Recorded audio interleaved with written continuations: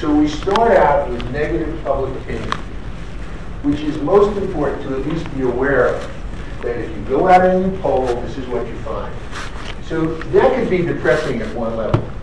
But let me tell you something that people don't think about. There's a whole theory here that I can't get into, but it's the difference between people having a public opinion and people making a public judgment. When people come to so-called public judgment, public opinion is, I'm a Democrat or I'm a Republican and I like people who have a D or R after their name. That's, you have a public opinion about the Democrats or the Republicans. Public judgment is when the public decides that they want to vote for somebody or not vote for somebody, even across party lines, based on some facts. Facts are most important. And public judgment goes deeper than public opinion. When you achieve public judgment about something, especially something that you're not in favor of, you're willing to tax it, you're willing to ban it, you're willing to put warnings on something, that's when you get public judgment. And the political process won't go that far until there's public judgment about something. Now again, there's a whole school of thought here that I don't want to get into, but what we need to do is obviously be engaged in public judgment because we can't do anything about the public opinion, certainly not in the short term, maybe never, but public judgment can be on our side. Now, when we had, this is an attempt at public opinion. This is when Obamacare was going through the legislative process.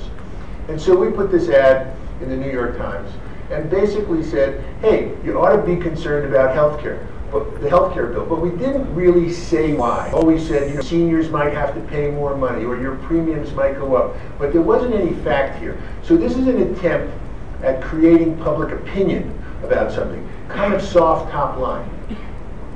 When you want to get into public judgment, you can't be on the defensive. Because when you're on defense, you're always answering somebody else's question. You have to be on offense.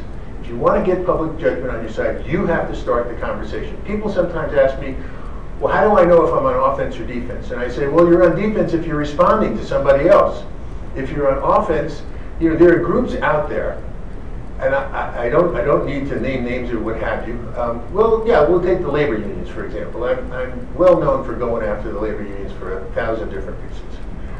And people say, well, what's your offense? I say, I get up every morning and I try to figure out how to screw with the labor unions. That's my offense, okay? To do something, to respond to something, I'm just figuring out how am I going to reduce their brand? How am I going to take their brand down? Everybody has a brand. That's that public opinion brand. So there are three basic ways. This is the, and I will tell you this is the niche business that I'm in. It's a very important niche, but it's the niche business that we're retained to do. I tell people when I'm on offense, I'm going to reframe the issue. I'm not going to allow the conversation to be based upon how somebody else has framed the issue. Because then I'm going to be on defense. I'm going to be arguing about what they've said. Repositioning the opposition suggests telling people, oh, you think that this group is a group that does X? Well, let me tell you, what they're really doing is Y. I don't care what they tell you that they're doing something else. One of the classic cases, some of you may have even seen the ads that we do, they represent a lot of agricultural interests who are being attacked by the Humane Society of the United States. The Humane Society of the United States is not connected to your local pet shelter.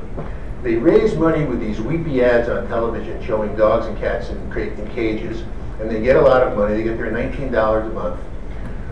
But then they use the money to attack farms, actually farmers, who raise all sorts of animals for food. Because the Humane Society of the United States, if you look at them, and you don't have to look at them very closely to see this, it's basically a vegan organization. They don't want people killing animals for food. So repositioning them in the public's mind by saying, hey, give to your local shelter, but don't give to the Humane Society of the United States because they are not who they say they are, is an attempt at repositioning. And then the third one is taking away people's moral authority. Getting people to understand that these people, look, the people in this debate that you're in with today, they weren't appointed to do this. They weren't elected to do this. You might say that Polis was elected, but he wasn't elected to play the role he's playing today. So we have an unappointed group of people, an unelected group of people, and they're managing public opinion, which in turn could conceivably get the public to vote a certain way or get politicians on another day to vote a certain way. So taking away their moral authority, who the hell are these people? And why are they the ones who are determining what the energy policy of the state or the country, for that matter, should be? So I told you this would be fast, and now I'm going to speed it up.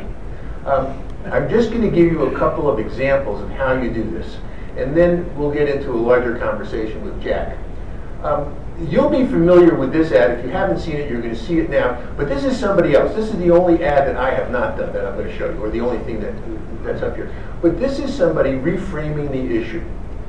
If you're an adult who enjoys a good beer, there's a similar product you might want to know about. One without all the calories and serious health problems. Less toxic so it doesn't cause hangovers or overdose deaths, and it's not linked to violence or reckless behavior. Marijuana. Marijuana is safer.org. You can see how somebody's reframing the debate. What you do oftentimes in framing is use analogies or metaphors and say, well, if you like to drink, let me tell you that this is a better way to go if you're looking to get high. If you're just looking for taste, well, then go drink a Coke. Here's another example. Now, the unions right now, again, unless you've been living in a cave, have been pushing for increased minimum wage at the federal level. So they've had this bus tour, and they're going around with this big bus. They go all around the country with this bus tour saying, we need to raise the minimum wage by 40% to 10.10. And so what we've done, because sometimes we do things that are what you would call street theater, what we've done is we've been chasing this bus around with our own bus or our own truck. And so wherever they go, we go. And in doing so, we're basically we're reframing this debate. So it's not just about going up to 10.10. There's some other things that people need to think about. And you got to get people to say, one of my North Stars is to get people to say, you know, I never thought of it that way before. Because if you can get people to say that, here's what you get.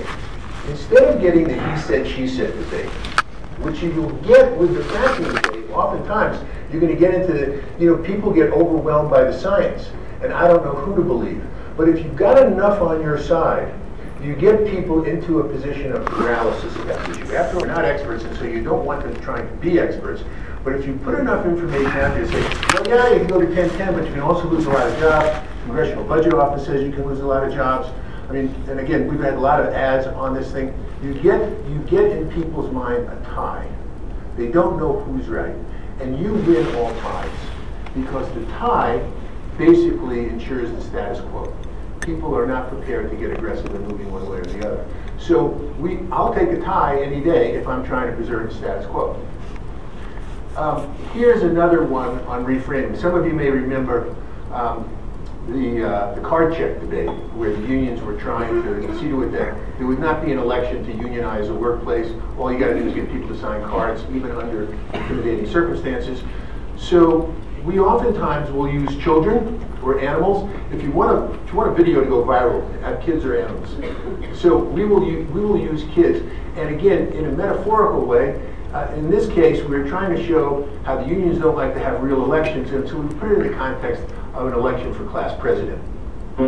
What if labor bosses control class elections? Thanks for your votes. I want to assure you that a vote for me is best for you. Miss Hudgens has just agreed that there isn't going to be any secret vote. Sign these cards showing us who you like the best. My campaign committee will collect and count them. Today, thousands of workers are being forced into unions without a secret ballot vote. Reason number 5 for the Employee Rights Act. You sure about this? Okay, so that gives you, again, some sense. And by the way, we like to use humor. Some of you have seen our stuff on the fracking side. We like to use humor because humor doesn't offend people, and at the same time they get the message. If you want to have a really hard-hitting message, that's fine. Sometimes it's very appropriate. Sometimes we do that. But wherever possible, I like to use humor to minimize or marginalize the people on the other side. I talked about repositioning the opposition. Well, here's another union video, which was very popular, on repositioning. I mean, most people don't know much about unions, right? What do you love about your union? You know what I love? Paying union dues, just so I can keep my job. I think it's great that my union dues are going to politicians I don't even like. I really like how the union discriminates against minorities. Nothing makes me feel better than knowing that I'm supporting their fat cat lifestyles. Corruption, discrimination, politics, and forced dues. Find out the facts about union officials at unionfacts.com. Thanks, union bosses. So, again, this is repositioning. This is getting people to say, oh yeah, exactly. I've heard about some of the things. You know, when people hear about something, they have to hear about it more than once for them to get it in their head. We have to achieve something that I call common knowledge. And that's another thing that I'm always working towards if we have enough time. And common knowledge, to give you an example, if I were to do a survey in this room and I were to ask you which is statistically more dangerous on a miles traveled basis, to drive to Denver airport or to fly to your destination. Statistically, miles traveled basis, drive or fly, most of you would say it's more dangerous to drive to the airport. And I would agree with you. And then I would say, is it 2, 4, or 8 times more dangerous? And all of you would say, I don't know. And then I would say, well, then how do you know it's more dangerous? And you would say, well, everybody knows it's more dangerous. I say, but how do you know? You particularly, where did you find out it was more dangerous? And you say, I don't know, I've heard that. I've heard it a lot of times, everybody knows that. I say, that's right, that's common knowledge. And that comes from people hearing something enough times from enough different places, people repeating it to each other, that you reach a point where you have solidified your position. If we can solidify the position on drilling, fracking, etc., we have achieved something that the other side cannot overcome, because it's very tough to break common knowledge. It's very tough to break first opinions. You know, the guy that gets to make the first opinion, the first impression, has a huge advantage, because people don't want to admit they were wrong the first time. So that's where offense comes in. That's where trying to get there early comes in. Unfortunately, and again, I've done work in a lot of business sectors, people never want to invest in being there early. They only want to invest in stopping something that's a problem, and of course it's a problem after it becomes a big problem. So take that for what it's worth. Here's another one on repositioning the opposition. This was on trial lawyers, and trial lawyers who were suing food companies over the obesity issue. So you sold my client these chocolate chips, and look, no warning label, just pretty pictures. Just look what this reckless cookie-baking business has done to my client. Your Honor, obviously she's guilty and needs to pay me, my client, damages. You make it taste good on purpose, don't you? I guess so. Learn more about lawyers cashing in on obesity at consumerfreedom.com. And these websites that you see, Union Facts, Consumer Freedom, etc., these are websites that we maintain, and we have about 25 different websites in our firm, probably more than that, on different niche issues. The last thing I said was about diminishing moral authority. Jack will talk to you later about getting unique spokespersons. In our firm, on our check debate, I got George McGovern to come out and say that the unions were wrong. I represent some alcohol companies. I got Candy Lightner, who started Mothers Against Drunk Driving, to come out and say that MAD was overreaching and that she endorsed our position, our client's position, rather than the MAD position. That is a diminishing of moral authority, where you can get people to be saying something that you wouldn't expect them to be saying. It may be counterintuitive, it may be unusual, but the point is it breaks through. So in diminishing moral authority, sometimes in this case, you have to be tougher. Because you're going after someone that's got a crown on their head. And if you wanted to attack when she was alive, if you were going to attack Mother Teresa, you better have a very unusual campaign. So hardball is something that I'm a big fan of, applied appropriately. So you see that this is a big billboard near Times Square, and this was about the Humane Society. And this was about trying to get people to say, WTF, where's all the money that the Humane Society collects and they never give it to shelters? I won't show you this whole video. You can go to this video on Google. You can Google lawyers in cages. This has had, you want to talk about something going viral? This has had over 3 million views. And this is a parody of the very nice, soft commercial about raising money for dogs and cats in shelters. But as I told you, the Humane Society doesn't really put the money in the shelters. But the Humane Society employs over 50 lawyers. They have more lawyers that are suing businesses, basically agricultural businesses and the pet industry. They have more lawyers than the White House. So this is a parody. I'll just show you some of them. Every day, thousands of lawyers and lobbyists around the country find themselves out of work and unemployed. These lawyers don't have a vacation home. For just $19 a month, you can join the Humane Society of the United States in our fight to hire more lawyers. People often think that we run pet shelters, but that simply isn't true. We don't run a single one, and we only give 1% of your money to pet shelters. Your $19 a month will help us hire even more lawyers and lobbyists and make multi-million-dollar donations to our pension fund. Our massive fundraising operation collected $130 million last year, but we need more. If these lawyers could talk, they'd tell you they desperately need you to help them right now. There's actually a longer version of this on the internet where she says, we're basically just like PETA, except we have suits and deodorant. But that's in the longer version. What I've tried to do here is I've tried to frame this thing logically for you. Because people are oftentimes getting in a reactive mode. They get angry. Then anger leads to reaction, and that sometimes works. But it's not the logical way to go. The logical way to go is to obviously have a positive campaign, which you guys have been doing very good with, because that's that good public opinion component, and also explaining stuff to people.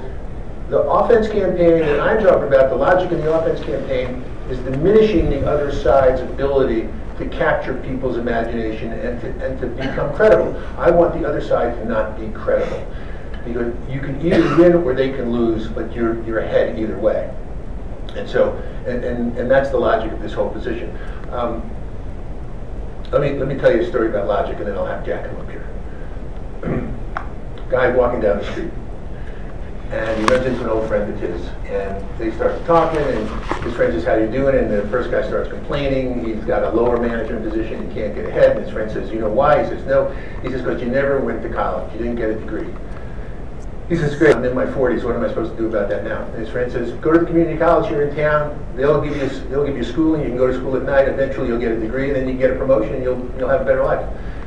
So it makes sense to him. He goes to the school, he talks to the dean. The dean says, "Yes, we have a lot of adults come in for continuing education, no problem at all, what do you want to study?" He says, "I don't have any idea about any of this." He said, "Just give me a suggestion." The dean says, "Fine, here's what we do. We start you out with a course in history, a course in English, and a course in logic." And he says, "Logic?" He said, "Well, what's logic?" The dean says, "You know what logic is. You learn certain facts that takes you to a conclusion, and that conclusion can take you to another fact, and so on, and you can build up a real awareness of something that you never knew before." He said, "I don't understand any of this." Dean says, "Let me give you an example." He says, "Have you got a weed whacker?" He says, "Yeah." He said, "Well, that means you have a lawn." He says, "You have a lawn." He says, "You have a lawn, my guess is you have a house." He says, "I do." He says, "You have a house, I assume you have a family." He says, "I got a family." "You got a family, I assume you're married." He says, "I am." He says, "If you're married, I assume you're heterosexual." He says, "Yes, I am." The dean says, "Do you see how this goes? One thing leads to another. This is the logic in all of this." He says, "That's why they call them logical conclusions." He says, "Okay, I get it. 2 weeks later, he's on the street again, runs into the same old friend he hadn't seen in a long time. They start talking again. His friend says, "How's it going?" He says, "I took your advice. I'm going to school. I'm taking lots of courses. Everything's great." His friend says, "What are you taking?" He says, "I'm taking English, I'm taking history, and I'm taking logic." His friend said, "Really?" He says, "What's logic?" He said, "Oh, you don't know what logic is." He said, "Let me explain it to you." He says, "Have you got a weed whacker?" He said, "No." He says, "Well, then you must be gay." Jack, let me come up here.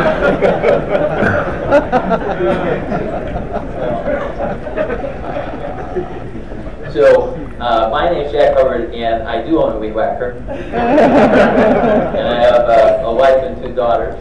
And it's tough to always follow Rick on any of these things because he does crack me up. But and he's really, really good at what he does. And some of you I met last night, and for those of you who I did not meet, I have been working with Rick for 8 years now. And prior to that, I was working on Wall Street. And I sort of came to the revelation when I was working on Wall Street.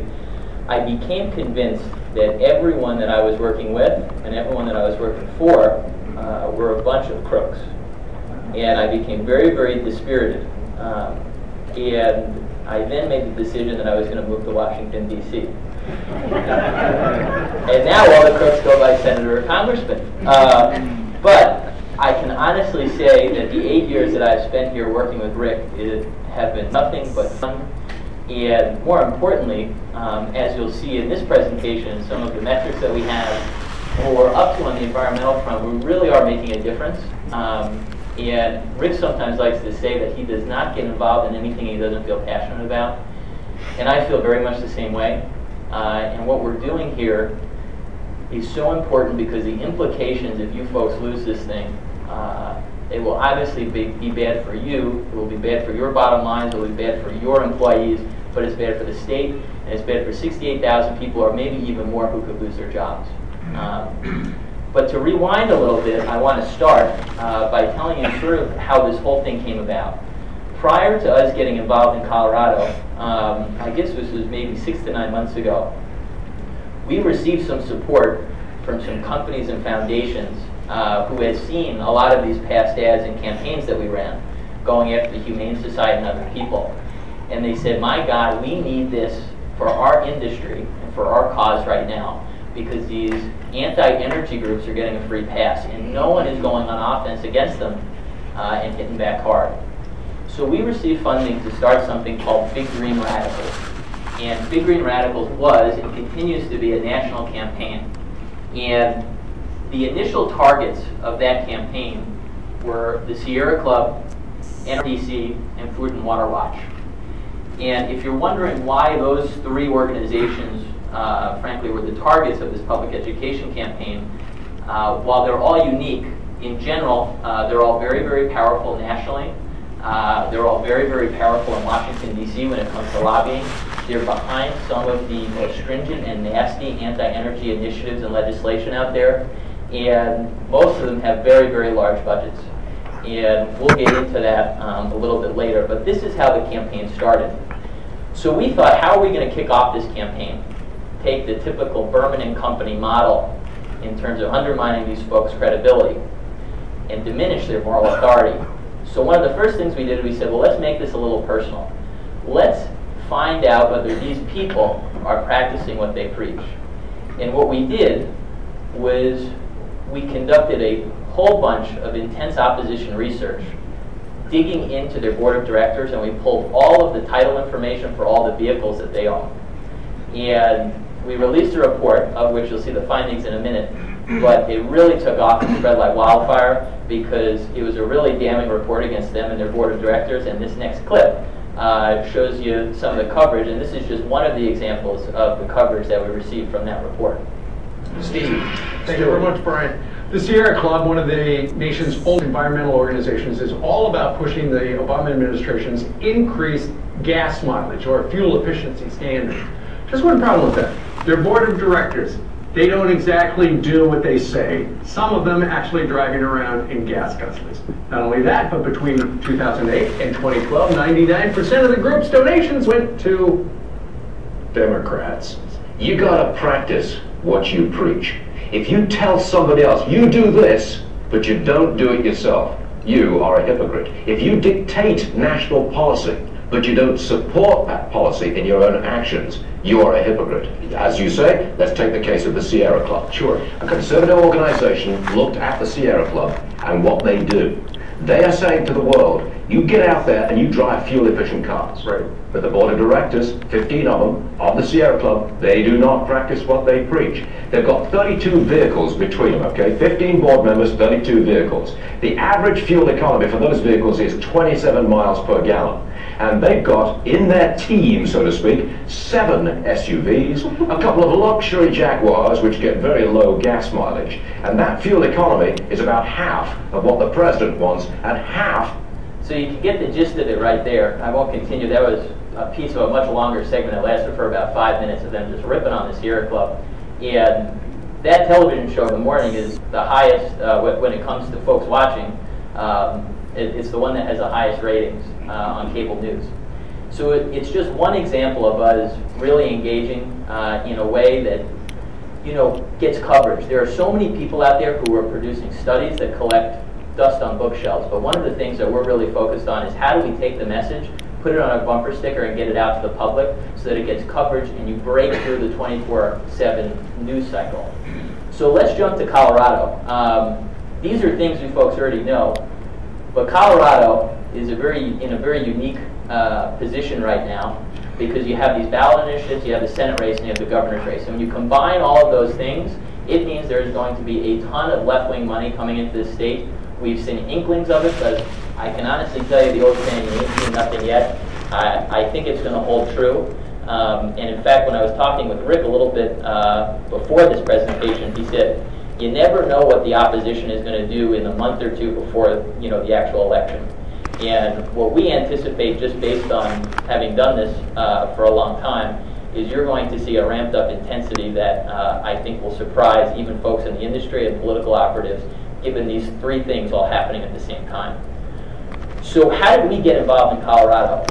The Big Green Radicals campaign gave us the perfect platform to engage, and we have currently received support from companies to take that Big Green Radicals campaign that we started at the national level and dig in at the Colorado level.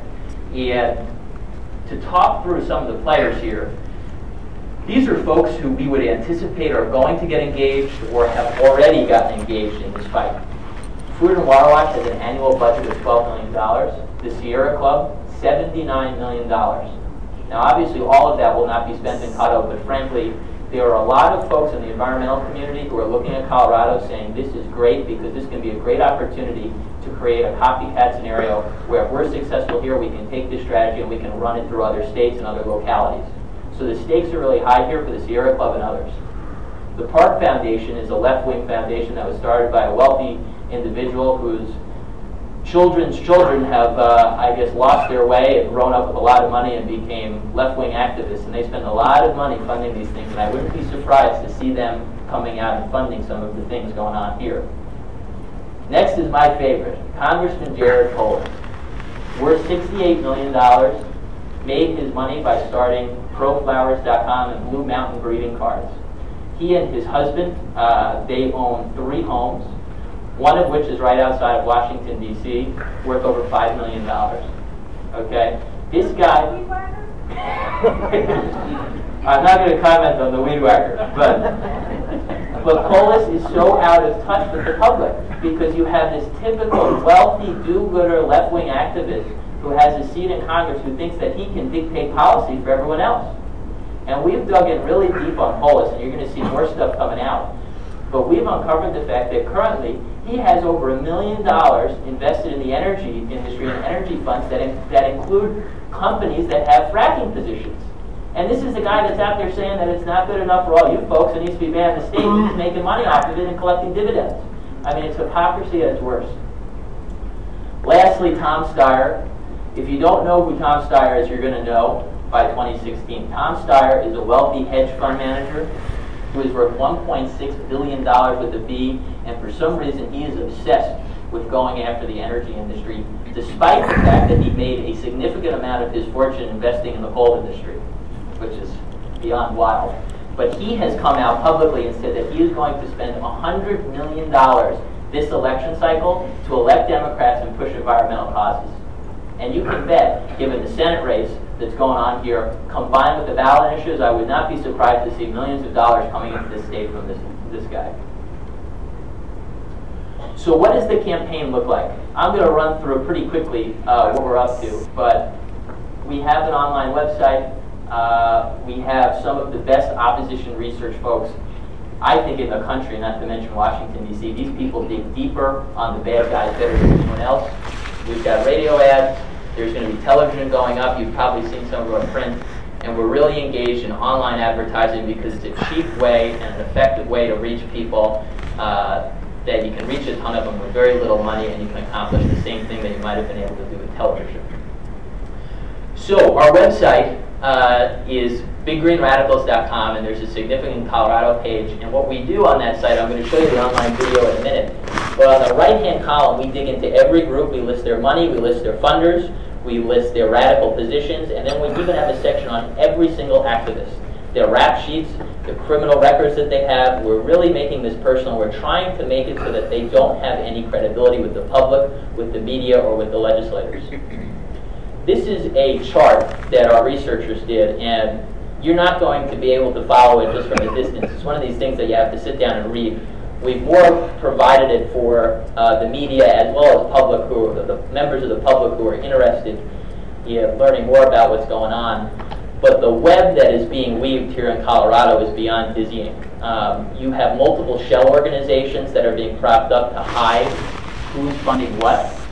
So people are just disclosing that the shell organization wrote the check, so you don't know who funded that original one. You have outside money getting involved. You have people like Yoko Ono. We'll talk about her in a little bit. You're going to see her get engaged. And one of the things that always strikes me as somewhat funny and disingenuous is that the name of the organization that's sort of behind a lot of this stuff is Frack Free Colorado, and yet Polis, as well as all his cronies, come out and they say, we're not against fracking. And I say to myself, if you're not against fracking, why is your name Frack Free Colorado? I mean, these people have no interest in the industry operating in any way, and I know that the industry right now is split on a compromise, and that has to do with people's positions as well as future aspirations in the state. But I will just warn you, even if you do make this go away, what happens is that, and it's actually a phrase that Rick has told me, when the activists lose, if they do lose, they never say we lost. They say we didn't win yet. And they're going to keep pushing this thing. And Rick's going to talk a little bit about sort of the endless war that you guys are going to be facing in this state. So this is an online video that we have up on our website, and it went up last week. And since then, we've been heavily engaged in running geo-targeted ads focused on Colorado. And as of this morning, 110,000 people have viewed this commercial, this online commercial. 91% are from Colorado. So I'll play it here for you. If you live in Colorado, you may have seen ads and commercials from radical environmental activists who want you to think they have the state's best interest in mind. They claim to represent local Coloradans, but the truth is, many of these activists actually hail from New York, California, and Washington, D.C. That's a long way from the Front Range. These out-of-state activists are in town pushing a cause that they call local control. It sounds pleasant enough, but in reality, local control means you have no control over your own property. The government does. And so do the wealthy environmentalists who are determined to drive up heating bills by limiting the development of our own natural resources. The activists' favorite tactic is scaring Coloradans with bogus claims about energy development and hydraulic fracturing or fracking. But the facts tell a different story. Even the Environmental Protection Agency, no friend of energy development, has publicly stated that fracking is safe. I am not aware of any proven case where the fracking process itself has affected water. Activists love to spread rumors and scary exaggerations, but scientists say fracking is safe. Unfortunately, twisting the truth isn't even the worst of what these activists will do. Some of the local control organizers in Colorado have disturbing rap sheets, including charges of disorderly conduct, resisting arrest, and harassment. Some have histories that include violent anti-government protests. Radical environmentalists say they care about Colorado, but that's not true.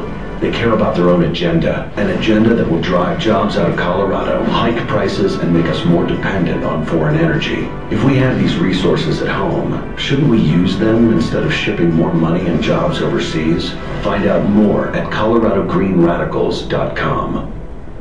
So that's hardball, and that's a longer spot because you can do that online. In the next, probably 2 weeks, we're going to have a television commercial that will definitely be hard-hitting, but it's going to be very humorous, and we're going to run that on television. So between online and TV, we think we can reach a significant number of people in the state, and that advertising budget is going to keep ramping up as we go through the next couple weeks. This is the full-page ad that some of you may have seen in the Denver Post, as well as some other newspapers. And the reason for this ad was, one, to launch the campaign, but it was also a positioning ad. You folks are dealing with multiple ballot initiatives, and it's incredibly complicated, and inside baseball, when you start talking to people about setbacks and this and that, and local control, and next thing you know, you're sitting there trying to play defense against multiple initiatives that are very different and very complex, and the public, frankly, doesn't have the time or the brain to understand them all. So what we wanted to do is we wanted to brand the entire movement that's behind this as not being credible and anti-science. So you can see here, this is our fracking activist. It's actually a gentleman in our office who shot that there. We had a lot of fun shooting it. He's sort of embarrassed that he's in a full-page ad in the Denver Post. But it got a lot of great reviews and some earned media coverage, which was great. This is a cartoon. It's more just fun for you guys to see, but just Paul is running off the cliff, leaving everybody else. But it shows how isolated he is, and the fact that there are so many folks, even on the Democratic side, who are sitting there going, oh my God, please don't do this. So one thing, so this slide is sort of interesting, and Rick hinted at it when he talked about George McGovern coming out against labor unions, or the founder of Mothers Against Drunk Driving coming out in favor of the positions of the alcohol industry. One of the things that we are very, very good at is engaging unique third-party messengers to get involved on this stuff, where people say, oh my goodness, why are they getting involved? This is really controversial. This is going to get a lot of coverage. And it undermines the credibility of some of the people who are pushing this. Since this is a public venue, I'm not going to go into details as to what we're doing. I will only say you've probably seen some of our work going after some folks through some other organizations and entities, and we're going to keep it up. And if you have any questions or thoughts about that, come talk to me, and I can fill you more in on a one-on-one basis as opposed to in a public speech. So coming soon, we're going to be doing TV, we're going to be doing radio, there'll be more print ads, and there will be more online advertising. And along that theme of coming soon, Yoko is probably coming soon, as well as a whole host of other celebrities, whether it be Robert Redford or others. And this is a billboard we put up in Pennsylvania about why don't you take energy advice from the woman who broke up the Beatles. And it's sort of tongue-in-cheek. We have one on Lady Gaga, and we have one on Robert Redford. But the reason I showed it is because you should be prepared that these folks are going to be flying in on their private jets, or maybe not even flying in, maybe just shooting commercials and shipping them into the state. But you're going to see them on TV, and the problem is that the public really does have a celebrity worship culture. But the good news is that there is nothing the public likes more than tearing down celebrities and playing up the hypocrisy angle. So that's just about everything I have to say as to what we're up to. This campaign is going to grow and it's going to become more intense. And Rick's going to talk a little bit more in a minute. But before he comes up here, I just want to share one short, quick story. My grandmother, she was from Brooklyn, and she suffered from dementia later in life, and it was a slow decline. And she started to become more and more inappropriate in the things she said. And she became convinced every single day that she was going to die tomorrow. And she called me Jackie. She said, Jackie, I'm going to die tomorrow. I need to give you a piece of advice. And this went on for months. And it was everything from business, from life, from marriage to sex, which was really uncomfortable. But one of the last things she told me is she pulled me and she said, Jackie, if you ever get in trouble, and if your back is ever up against the wall, hire a good Jewish lawyer. With that, I hand it over to Rick. This offensive campaign that is designed to attack. It's not a positive campaign. A lot of times people say, well, we shouldn't be that nasty, we shouldn't be that aggressive. As I told you, you can sometimes marry that aggression with parity. But there's a place for this. There's no silver bullet in these campaigns. There's an offense, there's a defense. There's a pro side, there's an anti side. You can war game this pretty easily. But this is something that, quite frankly, a lot of people leave on the table. I've had clients say to me, you know, I don't really want to attack anybody. That's not who we are. And I say, well, you know, you can either win ugly or lose pretty. You know, you figure out where you want to be, but sometimes this is what you need. I've had people say to me at times that they characterize us in a campaign as being the guys with the black helicopters. And to some degree, that's true. We're doing stuff to diminish the other side's ability to operate. One other North Star, if you will, that I use. Some years ago, I came up with this acronym. I was convinced that you could not get into people's heads and convince them to do something as easily as you could get into their hearts or into their gut to convince them to do something. Because emotions drive people much better than intellectual epiphanies. Oh, I just heard of this, I just heard of that. No, you gotta get people emotionally engaged on the side. So I came up with this acronym FLAGS, which stands for 5 big emotions that I look at when I'm trying to tap into people. The first one is fear. The second one is love or like something. The third is anger. Greed has to do with I want to get something out of this for myself. And the fifth one is sympathy. So if you think about how you get to people, it's one of those 5 emotions. If you can tap into 2 of them, you're that much better off. The 2 that resonate the best with people and that we're trying to use in this particular campaign are fear and anger. Anger is what people have over something that has happened. Fear is what people have when they think something might happen. It's when you tell people, be careful what you wish for. The law of unintended consequences. This might happen even though you don't want it to happen. And fear and anger have to be part of this campaign. If you want to win, that's what we're going to do. We're not going to get people to like the oil and gas industry over the next few months. And there's no sympathy for the oil and gas industry, so we're not going to tap into, oh, well, I'm sympathetic to all those poor guys who are running the energy companies. What you've got to do is you got to get people fearful about what is on the table, and you got to get people angry over the fact that they're being misled. Nobody likes being lied to. Nobody likes being told that, oh, this won't hurt. And so that is central to the messaging campaign going forward. And 2 last slides. Jack mentioned endless war. This is an endless war. What I like to do when I come up against some of these organizations, and you saw some of the budgets that some of these people have, I look at their tax returns. And if they've got a pension plan, and it's a well-funded pension plan, I know that these people are not going away. And so people say, well, if we just win this fight. But no, these people are in business to keep this going. It is a business. They are in the public policy business. They are in the business to change laws. And you change laws by changing people's behavior. You change laws by changing people's attitudes, which in turn is followed by legislators changing their opinion. So think of it as an endless war. And you have to budget for it. A friend of mine, the founder of a big company, was in a room with me. We were talking to a bunch of senior executives, and he got up and he said, I know what all you guys are saying. You're saying it's not in the budget. He said, I've got a solution. Put it in the budget. Because going forward, that's what you've got to do. I mean, there are some things you have to change your business when the external environment is changing around you.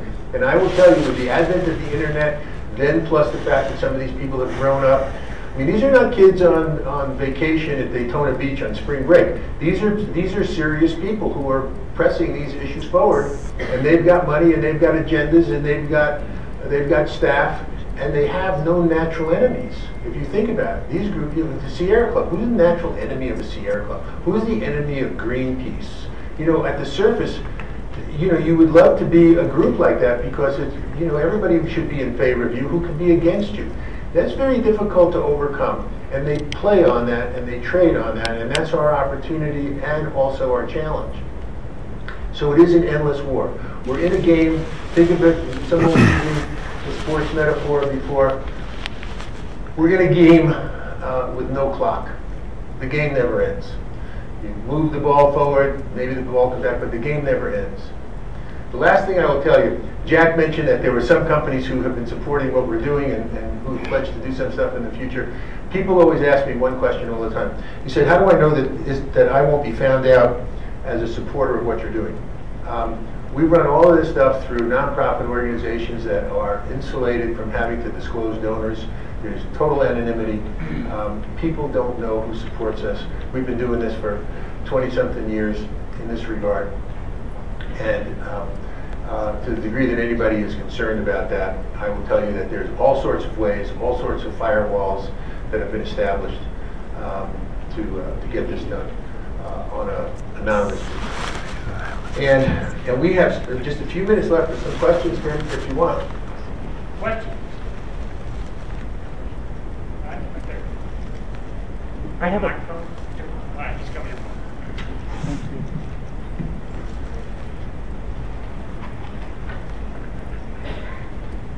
Hi, thank you. This has been very, very helpful. I was very interested in your comments about emotions.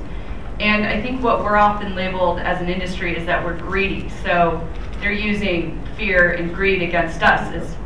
Do they cancel out? Is there a way that we can defeat their emotional ploys with other emotional ploys? Well, I didn't discover emotions. Obviously, the other side uses that all the time, and it's one of the reasons why business oftentimes fails in their campaigns. And I mean business writ large, is that they won't get into the emotions. They, you know, business gets attacked, and then the group of companies come together who are affected by this. And I'm not referring to your group because Tim has done an excellent job. I mean, I see businesses across the board. You guys have done a much, much better job of getting engaged quickly and not waiting until, you know, late August to do something here. But typically what companies do when this emotional attack of greed, if you will, I mean, we're seeing it right now, this minimum wage debate I was referring to. They say, you know, how much money does the chairman of Walmart make? How much money does the chairman of McDonald's make? Starbucks, et cetera, and they're paying their people minimum wage. And I understand that. They're always going to use that. We can't say that we can't play that way. Typically what businesses say is, okay, they've accused us of this. Let's get an economist. We'll get a 17-page report from the economists to say that what the other side says is wrong. And 6 months later, they put out a report. The other side puts their message out on a bumper sticker. And we got the 17-page late report that says the bumper sticker's wrong. It doesn't work. Just because they're using emotion doesn't mean that we can't use emotion. We just have to use emotion that's factually based and go after them, and at the same time say that what they're talking about is incorrect. So you don't get preempted because somebody uses the same tactic that you want to use. But you do learn from your opposition. Remember, they're in the business of doing this. I will say that I didn't just decide all of this on my own. I studied what the other side did to be successful and then translated into how business can use those tactics. Yes, ma'am. First of all, thank you. It's brilliant in its simplicity, and we appreciate all the help we can get. But I have to ask, I hate these questions. who is funding your efforts? Did you see that last slide?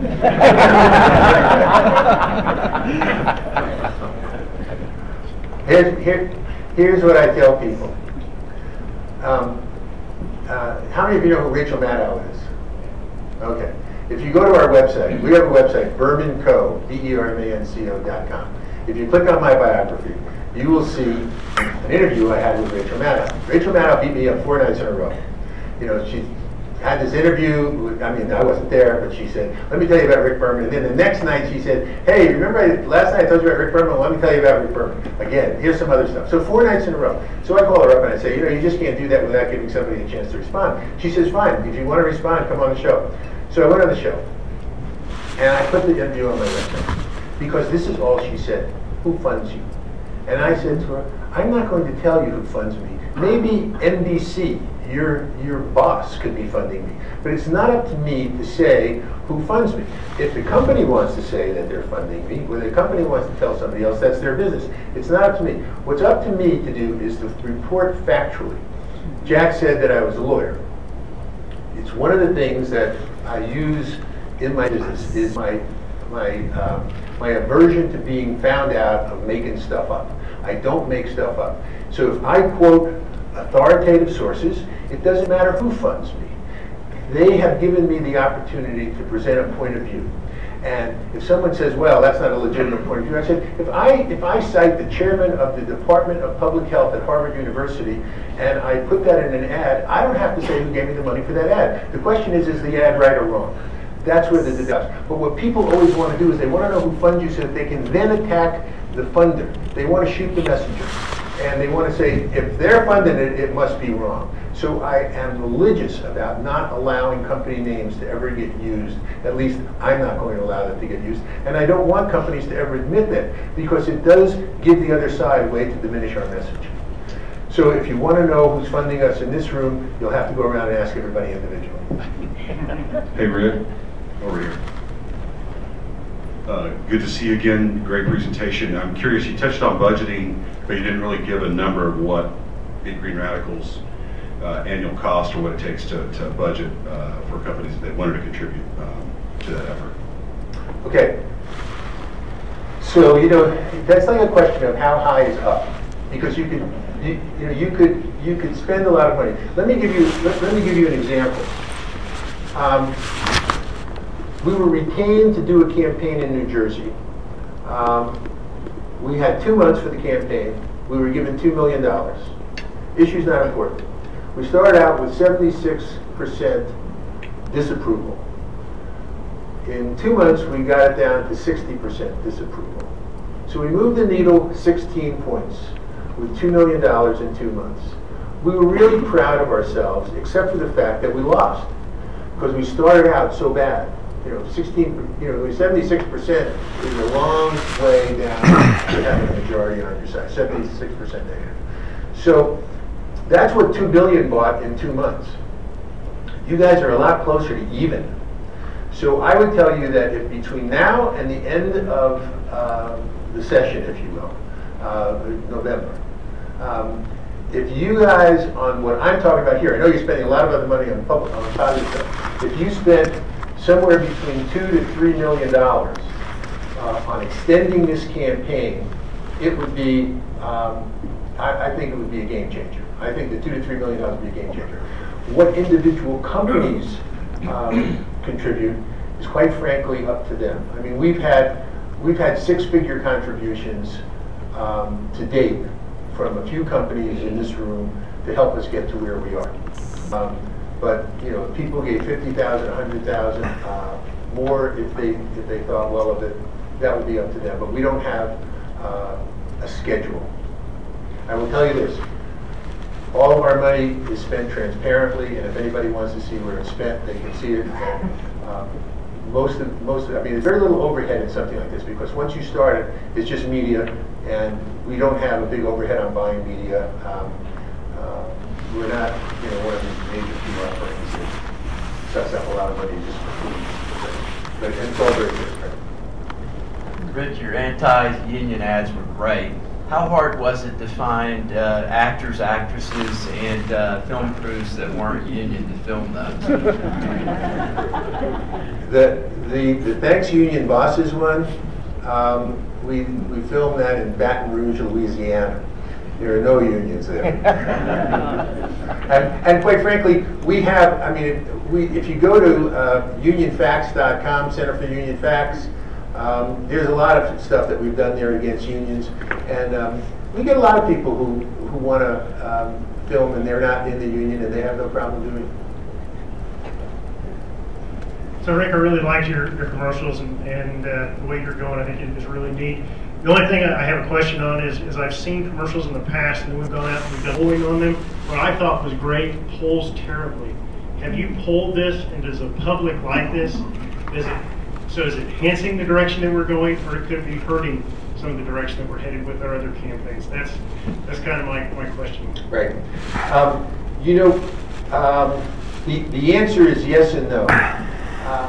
If you do polling, what we will tend to do is do polling on the internet. If you do a focus group, the problem with focus groups is that, quite frankly, the group is too small. And focus groups are usually a qualitative issue, where you're trying to get information back from people about, well, you think we should say it this way, say it that way, etc. The polling that we do on the internet is the quantitative polling. It's generally good, but I will tell you this. in an issue like this, where you're starting out, where there's a relatively polarized debate, you know, people hear the word fracking and they don't even like it.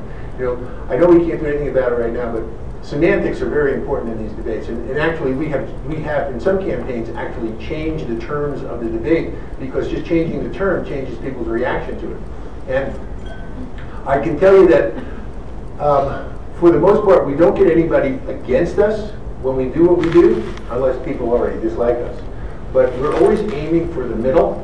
And on polling, where we see, you know, I care, I don't care, or, you know, I'm somewhere in the middle, we're always aiming for our messages for the people in the middle. I don't try to appeal to people who already believe in us, and I don't try to convince people who are never going to agree with me, so I'm always playing to the middle. And for that, the anecdotal results as well as the polling results support what we do. Now, I will also tell you that we have put ads out that don't work. And when they don't work, I pull them. And one of the ways that you can tell if they're not working, and really, again, it's anecdotal, is what kind of mail do you get back? And we look where it's coming from. What's the IP address that it's coming from? And secondly, what are people saying? And I can tell you that for the most part, when our stuff is working, it's very viral and people are passing it along. People who don't like something don't pass it on to other people. They just don't like it and send you a nasty note. So, you know, like that Lawyers in Cages, when I see, you know, 3 million people passing it along. We put something out the other day, Friday night, and it's already on the internet, and it's already probably close to 1,000 views. I know people are passing it along. And that's as good a measure as anything these days.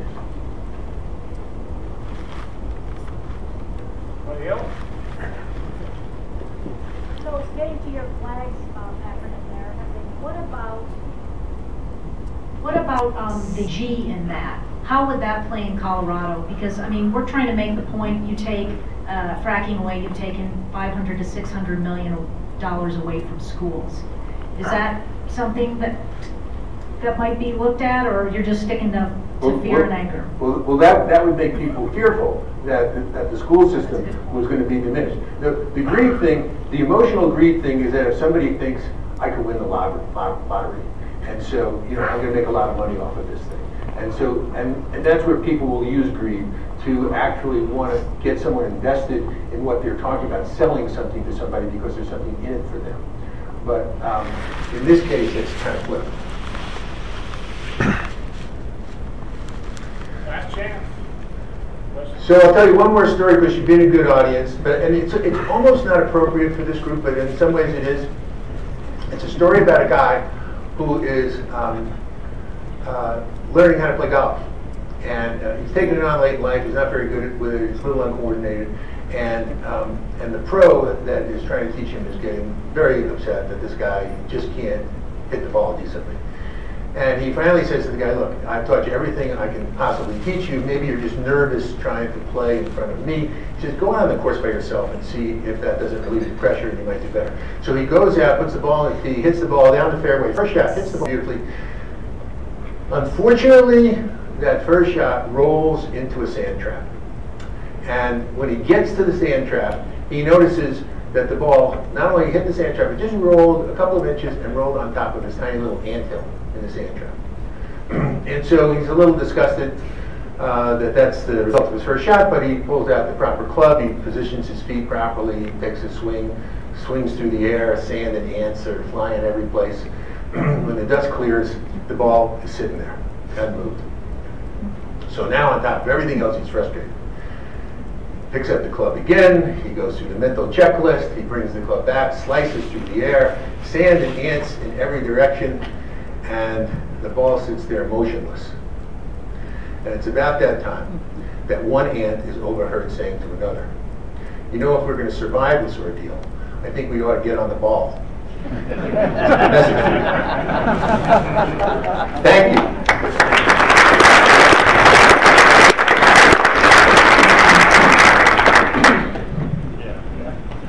We appreciate you coming and sharing this with us. In honor of our appreciation, I hope you enjoy that. But it's a can of gas or air. Oh, it's safe, but oil. Show Rick your appreciation again. I thoroughly enjoyed it.